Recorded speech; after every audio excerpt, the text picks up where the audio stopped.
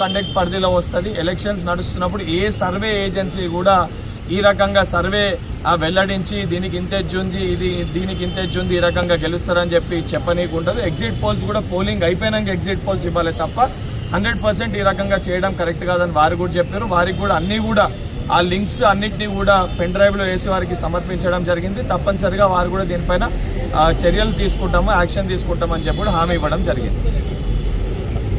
Survey సంబంధించి elections నడుస్తున్న క్రమంలో చాలా క్లియర్గా ఈ ఏజెన్సీ కూడా సర్వే చేసి ఈ రకంగా ఉందని ఓటర్లని ప్రభావితం చేసి, అంటే ఒక సెక్షన్ ఆఫ్ ఓటర్స్ని ప్రభావితం చేసే విధంగా కోడ్ ఆఫ్ కండక్ట్ కింద ఆ రకంగా ఎవరు కూడా చేయకూడదు. కానీ కేకే సర్వే ఉద్దేశపూర్వకంగా కేటీఆర్ హరీష్ రావు డైరెక్షన్లో వాళ్ళ ఇంట్లో కూర్చొని ఒక 2 గంటలలో ఒక లిస్టు తయారు చేసి ఒక ప్రిడిక్షన్ తయారు చేసి ఉద్దేశపూర్వకంగా ఈ జూబ్లీహిల్స్ ఉప ఎన్నికల్లో బీఆర్ఎస్ పార్టీ ఆడుతున్న ఒక పొలిటికల్ స్టంట్లో భాగంగా కేకే సర్వే కూడా హరీష్ రావు కేటీఆర్ డైరెక్షన్లో ఈ రకంగా ఒక న్యూస్ ఛానల్స్కి దాన్ని సర్వే పోల్ని ప్రకటించి ఈ రకంగా ఎడ్జ్ ఉందని చెప్పి బీఆర్ఎస్ పార్టీకి ఓటర్లని ప్రభావితం చేసే ప్రయత్నం చేశారు.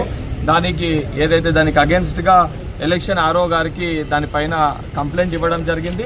ఎందుకంటే గతంలో అనేక సందర్భాల్లో ఏదైతే కేకే సర్వే ప్రిడిక్షన్స్ గురించి ఇది జరుగుతుందని చెప్పి బీఆర్ఎస్ పార్టీ భుజాలు గుద్దుకుంటూ ఏదైతే వాళ్ళ సోషల్ మీడియా మాధ్యమాల్లో దీన్ని ప్రచారం చేస్తుండ్రో, ఇదే కేకే సర్వే చాలా సందర్భాల్లో హర్యానాలో, ఢిల్లీలో అడ్డగోలుగా వారు ఈ సర్వే ఇచ్చినప్పుడు వారు ఇచ్చిన సర్వే ఫలితాలు దాని తర్వాత ఏదైతే రిజల్ట్స్కి చాలా భిన్నంగా ఉంటాయి. అంటే ఈ సర్వే ఎటువంటి వాస్తవాలు లేవు. గతంలో అనేక సందర్భాల్లో కూడా ఈ రకంగా కొంతమంది మాటల మేరకు ప్రభావితం చేసి ఓటర్లని ప్రభావితం చేయనీకి ఇటువంటి సర్వేని కేకే సర్వే సంస్థ నిర్వహిస్తుందని చెప్పి గతంలో అనేకమైన రుజువులు ఉన్నాయి.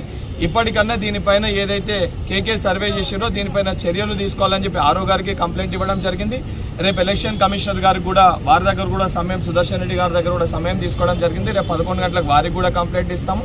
అండ్ అయితే సెంట్రల్ ఎలక్షన్ దానికి సంబంధించి కూడా మెయిల్ రూపకంగా కూడా దీన్ని కంప్లైంట్ని వారికి కూడా అద్దంకి దయాకర్ గారు నేను ఇద్దరం కూడా దీన్ని మెయిల్ రూపకంగా కూడా కంప్లైంట్ చేస్తాము. And BRS party social media హ్యాండిల్స్లో కూడా దానికి సంబంధించి కూడా ఇలా తప్పుడు ప్రచారం చేసి వాళ్ళు ఎలక్షన్లో ఓడిపోతున్నారు అని చెప్పి ఇటువంటి కొన్ని ఏజెన్సీలని అడ్డం పెట్టుకొని హరీష్ రావు కేటీఆర్ ఈ రకంగా డ్రామాలు ఆడి మీరు ఎన్ని ప్రయత్నాలు చేసినా తప్పనిసరిగా ప్రజలు ఉన్న కాంగ్రెస్ ప్రభుత్వంపై ఉన్నారు, కాంగ్రెస్ పార్టీకి ఓటేసి గెలిపిస్తారని ఒక సంపూర్ణ విశ్వాసం, నమ్మకం మాకుంది. ఈ ప్రయత్నాలు ప్రజాస్వామ్యానికి కూర్చు ఈ అయ్యట్లే చేసి ఫామ్ హౌస్లో ఉన్నాడు. నువ్వు ఇప్పుడు ఈ జూబ్లీహిల్స్తో ఇప్పుడు ఈ ఎన్నికతోని నీ పరువు మొత్తం తీసుకుంటున్నావు. 5,000 రూపాయలు తీసుకోమని చెప్పడం అనేది ఏ రాజకీయ సంస్థ ఎవరిస్తారని చెప్పి మా గతంలో మీరు ఇచ్చిన సంస్కృతి కాబట్టి జనాలని పొలవ పెట్టి 5,000 ఇచ్చేయండి. నేను అంటున్నా ఇలా ఇట్లాంటి ఒక కుసంస్కారి లేదంటే ఎన్నికలంటే ఇలాంటి అభిప్రాయాలు ఉన్న వ్యక్తులకు మీరు ఓట్లు వేస్తారా? ఇలా ఆ సోదరికి ఉండే పాజిటివ్నెస్ కూడా నెగిటివ్ చేస్తున్నది ఎవరంటే వీళ్ళే. కాబట్టి ఇలా దుబ్బాకలు ఏం జరిగిందో గతంలో చూసిండ్రు. ఇట్లాంటి ప్రచారాలు చేసే కంటోన్మెంట్ అంటే ఇక మాట్లాడుతున్నారు కొంతమంది, కంటోన్మెంట్ అభివృద్ధి మేము మాకు జరగలేదని చెప్పి. కంటోన్మెంట్లో అభివృద్ధి జరగనోడు ఏమనాలే కన్నుడు కూడా చూడలేనోడు. కాబట్టి రాజకీయాల కోసం కాకుండా ప్రజల కోసం రాజకీయాలు చేద్దాం. ఎన్నికలే లక్ష్యంగా మీరు పనిచేస్తున్నారు, ప్రజల లక్ష్యంగా మేము పనిచేస్తున్నాం. ఎవరు గెలుస్తారో చూద్దాం.